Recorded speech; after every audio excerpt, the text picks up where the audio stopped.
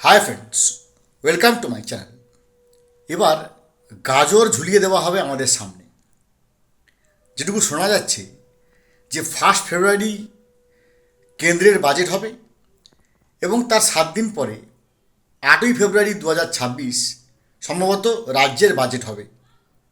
সামনে ভোট আছে, ভোটমুখী পশ্চিমবঙ্গ, তাই 60-এর একটা 2% বা 3% একটা ডিএ ঘোষণা হবে এবং তারপরে গাজরটা হচ্ছে পে কমিশন।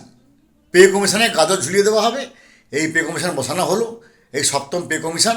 এই করা হবে, সেই বেতন বৃদ্ধি হবে, এই বেতন বৃদ্ধি হবে, একটা গাজর ঝুলিয়ে দেওয়া হবে এবং সেটাকে দেখে ভোটের বৈতরণী পাস করার বা বৈতরণী পার হওয়ার একটা ষড়যন্ত্র বা ফন্দি, যাই বলি না কেন, হওয়ার ঘটনা হচ্ছে।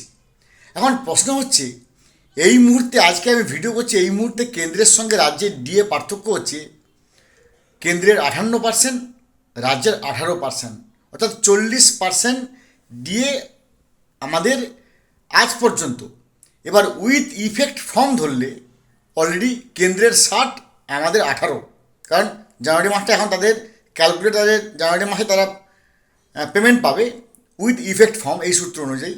তাই এই মুহূর্তে 58-18, জানুয়ারি মাসের পরে 60-18, অর্থাৎ 40 থেকে 42% ডিএ পার্থক্য। যার 10,000 টাকা বেশি, তিনি 4,000 থেকে 4200 টাকা কম পাবেন।